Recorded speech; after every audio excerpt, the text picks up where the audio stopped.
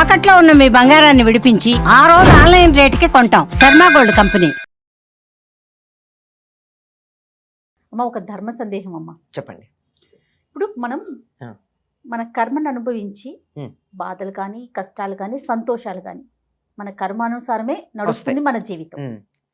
అలాంటప్పుడు హోమాలు చేయటం, పూజలు చేయటం, ప్రత్యేకమైన వ్రతాలు చేయటం, గుడికి వెళ్ళటం, భగవన్ నామ స్మరణ చేయటం, ఇవి ఏమి చేసినా ఈ కర్మ అనేది తప్పదు. అవును కదా. అప్పుడు చాలా మంది యువతకి ఇలాంటి ప్రశ్న తలెత్తుతుందమ్మా, ఎలా అయినా తప్పదు కదా, ఇవన్నీ చేయటం ఎందుకు, ఎందుకు చేయాలి? కర్మను బట్టి మన ఫలితం అనేది ఆధారపడి ఉంటుంది. అలాంటప్పుడు మళ్ళీ మనం పూజలు, హోమాలు, వ్రతాలు ఇవన్నీ ఎందుకు చేయాలి? ఈ ప్రశ్నకి అసలు సమాధానం ఏం చెప్పాలమ్మా? ఇంగ్లీష్లో ఓ సామెత ఉంది, తెలుగులో చెప్తా దాన్ని. చెప్పండి. ఇంగ్లాండ్లో చాలా భయంకరమైనటువంటి వ్యాధిగా పరిగణించేది జలుబు, ఇన్ఫ్లుయెన్జా. అంతే కదా, చలి దేశం, ఒకసారి వస్తే పోదు అక్కడ. అవునవును. వాళ్ళు ఏమంటారంటే, ఒక సామెత ఏమిటంటే, జలుబు చేస్తే మందు వేసుకుంటే ఒక్క వారం రోజుల్లో తగ్గుతుంది, మందు వేసుకోకపోతే 7 రోజులు ఉంటుంది. అంటే మాటలోనే వారం రోజులు, వారం అనగానే తక్కువని భావన, తగ్గుతుంది అనగానే సంతోషం. 7 రోజులు అంటే చాలా పెద్దది, ఉంటుంది అంటే అమ్మో ఉంటుంది అని. ఇలా అంటే ఇలాగే ఉంటాయమ్మా మాటల్లో. అంతేగాని ఇప్పుడు అయితే మందు వేసుకోవడం మానారా? మానలా. మందు వేసుకోవడం వల్ల జరిగింది ఏమిటి? కొంచెం ఉపశమనం ఉంటుంది కదా. అంతే, ఉపశమనం ఉంది కదా. అంటే ఏం జరిగింది? జలుబే భయంకరంగా బాధపడకుండా ఆ జలుబుని భరించగలిగినటువంటి శక్తి వచ్చింది. అవునా కదా? అవును. అలాగే ఏదన్నా దెబ్బ తగిలితే ఆపరేషన్ చేస్తున్నారు. ఆపరేషన్ చేసేటప్పుడు మన శరీరాన్నే కోస్తున్నారు కదా. ఆ శరీరానికి అక్కడ బాధ ఉందా లేదా? ఉన్నది కదా. కానీ అనస్థీషియా ఎందుకు ఇస్తున్నారు? ఆ బాధ మనకి ఎక్కువగా తెలియకుండా బాధ ఉంది, తెలియటల్లా. అంటే తెలిస్తే గిలగిల్లాడుతున్నాం, తెలియకపోతే అనుభవిస్తున్నాం. కానీ pain is inevitable, suffering is optional అంటారు. నొప్పి తప్పదు, బాధ తప్పుతుంది. ఇదే కర్మ సిద్ధాంతంలో మీరు చెప్పిన దానికి. అనుభవించటం అన్నా తప్పదు, కానీ అనుభవించేటప్పుడు మనం బాధపడడంలో తీవ్రత తగ్గుతుంది. తేలికగా అనుభవిస్తాం, హాయిగా అనుభవిస్తాం. తప్పదండి. ఒక చిన్న ఉదాహరణ మా గురువు గారు ఎప్పుడు చెప్పేది మీకు చెప్తాను. అంటే అది బాగా ఆయన మాకు మనసులకు హత్తుకునేట్టు చెప్పారు గనక అది చెప్తే అందరికీ కూడా అర్థమవుతుందని. తప్పకుండా. ఒకరి జాతక రీత్యా ఏదో గ్రహాలు ఉంటాయి కదా, ఆ గ్రహాల కారణంగా కాలు విరగాల్సి ఉంది. భగవంతుణ్ణి ప్రార్థిస్తే లేక దేవుణ్ణి పూజిస్తే భగవంతుడికి వీరి మీద కాస్త దయ కలిగితే కాలే మంచం మించి కదలకుండానే ఉంటాడు. కాలు సర్జరీ అవసరం లేకుండా చిన్న దెబ్బ తగిలి అస్సలు కదలలేని పరిస్థితుల్లో మంచం మీద ఉంటాడు. గ్రహాల ప్రకారం వాడు ఇంతకుముందు ఏదో కర్మ సిద్ధాంతంలో మాకు చెప్తూ ఉంటారు కొంతమంది, నువ్వు పూర్వజన్మలో ఎవరి కాలు విరగ్గొట్టావు, అందువల్ల ఈ జన్మలో నీ కాలికి దెబ్బ తగిలింది అని. నువ్వు అక్కడ పూర్తిగా విరగ్గొడితే నీ కాలు ఎందుకు విరగలేదు? నీకు వడ్డీతో సహా పనిష్మెంట్, ఫైన్తో సహా పనిష్మెంట్ రావాలి కదా. ఫైన్తో సహా పనిష్మెంట్ రాలి. ఏదో కొంచెం మంచి పనులు చేసావు గనక వాడి కాలు నువ్వు టోటల్లీ విరగ్గొడితే నీకు కాలికి దెబ్బ తగిలి ఏదో మడమో వేలో కింద భాగమో ఎక్కడో దెబ్బ తగిలి మంచం మీద ఉండవు, ఫ్రాక్చర్ అయింది. పూర్తి వాడికేమో కాలు తీసేశారు నువ్వు విరగొట్టినందువల్ల. నీకు కాలు తీసేలా కాలు ఉంది. ఏమిటిది? దీనికి కారణం భగవద్ అనుగ్రహం.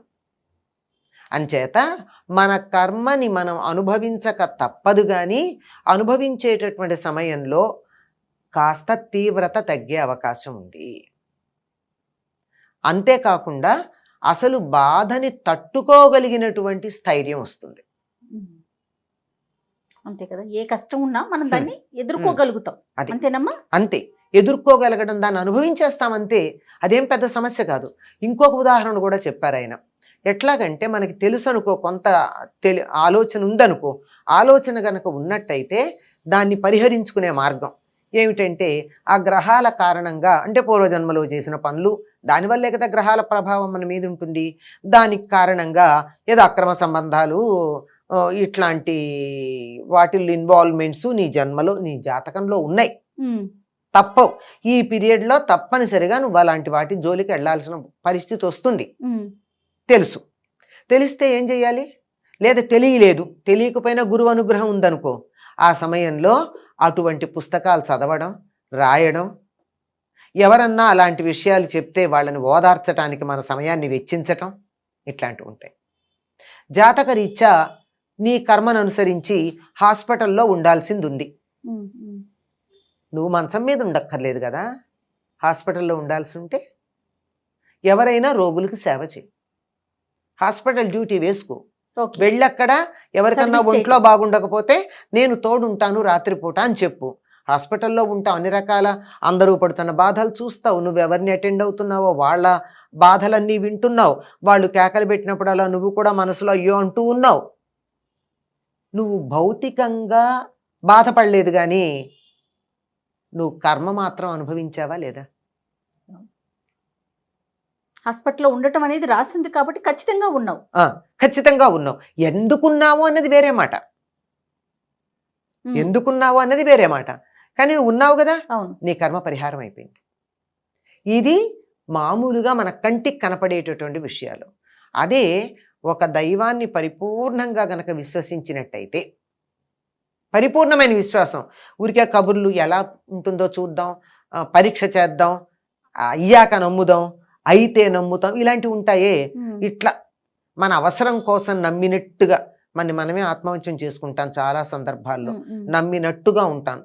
అట్లా కాకుండా పరిపూర్ణంగా గనక విశ్వసించినట్టయితే ఎన్నో కర్మలని కళల రూపంలో మరొక పద్ధతిలో పరిహారం చేస్తారు. అందుకే మనకు ఒక పెద్దవాళ్ళు చెప్తారు, నువ్వు చచ్చిపోయినట్టు కల వచ్చిందనుకో నువ్వు సేఫ్ అంటారు కదా. అంటే నీకు అక్కడ ప్రాణగండం ఉంది, నువ్వు నమ్మిన దైవం నీకేం చేశాడు, కలలో మృత్యు బాధ కలిగించి తొలగించేశాడు. ఇంత వివరం చెప్పరు. నేను చచ్చిపోయినట్టు కల వచ్చిందండి నాకు భయంగా, ఏం పర్వాలా, నువ్వు చచ్చిపోయినట్టు వచ్చిందా, నువ్వు సేఫ్ అని చెప్తారు. నీ ఆయుష్ ఇంకా పెరుగుతుంది అని చెప్తారు. అవును, ఇట్లాంటివి ఇలాంటి రూపంలో మనకున్నటువంటి చెడు కర్మ పరిహారం అవుతుంది. మంచి కర్మకు కూడా అలాగే పోయేది ఉంది. అందుకే ఎవరన్నా బంగారం ఇస్తే చాలా మంది చేత్తో తీసుకోరు. నాకు ఇవాళ స్వర్ణయోగం ఉంటే ఒకసారి తీసేసుకున్నాగా పోయిందంటారు. అంటే నాకు బంగారం రావాల్సి ఉంది, మీరు నన్ను చూడండి అన్న బంగారం నా చేతికి ఇచ్చారు, పుచ్చుకున్నాను, బంగారం పుచ్చుకుని నాకు కర్మ సరిపోయింది కదా, మళ్ళీ మీ వస్తువు మీకు ఇచ్చేసా నాకు పోయింది. అందువల్ల ఏం చేస్తారు, అమ్మో బంగారం అలతో తీసుకోను, నాకున్న స్వర్ణయోగం కాస్త పోయింది అని చెప్పి మళ్ళీ అక్కడ పెట్టేస్తారు. అంచేత మంచైనా చెడైనా చేసిన వారికి చేసుకున్నంత, అంతే కదండి, అంతే, అనుభవించక తప్పదు. అనుభవం ఎట్లా అన్న దాంట్లో తేడా వస్తుంది. కనుక ఈ దానాలు అవి చేయడం వల్ల ఆ తీవ్రత తగ్గుతుంది. అదే కాలు పోవాల్సింది వేలికి దెబ్బ తగులుతుంది. నువ్వు మంచం మీద ఉండకుండా హాస్పిటల్లో మంచం మీద ఉన్న వాళ్ళని చూస్తావు. ఆ చెత్త పనులు నువ్వు చేయకుండా తత్సంబంధమైన వినడమో చదవడమో చూడడమో మన దురదృష్టం కొద్దీ మన నట్టింట్లోకి వచ్చేసాయి కదండి. అవునమ్మా, పెద్ద స్క్రీన్లు, చిన్న స్క్రీన్లు, ఇంత స్క్రీన్లు, వాటిల్లో నీ ఇష్టం ఉన్నా లేకపోయినా బలవంతంగా కొన్ని చూస్తావు, అసహించుకుంటేనే చూస్తావు, తప్పదు. ఎవరింటికో వెళ్ళి కూర్చున్నావు, వాళ్ళు ఏదో టీవీ పెట్టారు, నాకు ఇష్టం లేదు కానీ చూడక తప్పదు కదా. అయిపోయింది, నీ కర్మ కాస్త పరిహారం అయింది. నీకు ఆ రకంగా ఇన్వాల్వ్ అవ్వాల్సినటువంటి ఇదేదైతే ఉందో ఆ జాతకంలో రాసున్నది అది పోయింది. కనుక ఇవన్నీ తీవ్రత తగ్గడానికి చాలా చక్కగా దేవీ భాగవతంలో చెప్తాడు.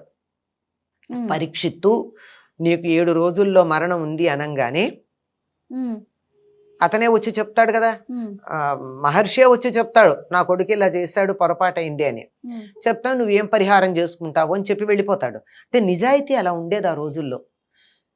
నా కొడుకు శపించాడు, నీకు 7 రోజుల్లో మరణం వస్తుంది, పరిహారం ఏం చేసుకుంటావో చేసుకోమని. అప్పుడు అందరినీ పిలిపిస్తాడు.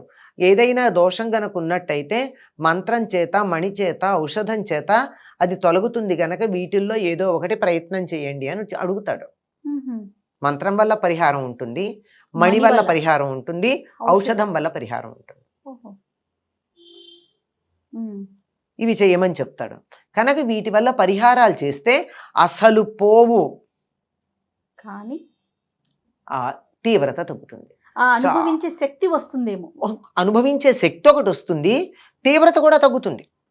ఇందాక చెప్పాను కదా, కాలు పోవాల్సింది, కాలికి విరిగేసి నీ మంచంలో ఉండాల్సింది చిన్న దెబ్బ తగిలి కింద కాలు పెడితే నొప్పిగా ఉంది కదల్లేను అని అందులో మనకు బాగా మన గారాబం చేసేవాళ్ళు ఎవరో ఉండి మంచం మీద కూర్చోబెట్టి అన్నీ చేస్తారు. మంచం మీదే ఉన్నావు, కాలు పోలా, కాలికి సంబంధించిన నొప్పి అయితే వచ్చింది. ఇవన్నీ కొన్ని ఎనస్థీషియా లెవెల్లో పనిచేస్తాయి, కొన్ని పరిహారం లెవెల్లో పనిచేస్తాయి, కొన్ని కాంపెన్సేటరీగా పనిచేస్తాయి. కానీ ఎంత కాంపెన్సేషన్ అయినా లోటే కదమ్మా. ఖచ్చితంగా. అంచేత అనుభవించక తప్పదు. అనుభవించే పద్ధతుల్లో మార్పులు వచ్చి మనకి ధైర్యం వస్తుంది. పైగా ఇంకొకటి చాలా కొసమెరుపు ఏమిటంటే దాన్ని ఏమంటారు, ఐసింగ్ ఆన్ ది కేక్ అని. ఏమిటంటే కొద్ది దైవ ధ్యానం గనక చేసినట్టయితే ఇవన్నీ మన ఆధ్యాత్మిక మార్గం వైపు నడిపించి ఉత్తమ గతులు పొందడానికి సహకరిస్తాయి. కాబట్టి కర్మే అనుభవించాల్సిందే, కానీ ఆ తీవ్రత తగ్గుతుంది. ఆ ధైర్యం మనకు రావాలి అంటే ఖచ్చితంగా దైవారాధన చేయాలి. మళ్ళించే పద్ధతి కూడా ఉంది. చెప్పా కదా, మరణాలు లాంటివి కళల రూపంలో తీసేయడం అన్నది మనం గమనిస్తాం. అందుకని దైవారాధన మాత్రం మానకూడదు. అంతేగమ్మా? అంతేనమ్మా. నమస్తే.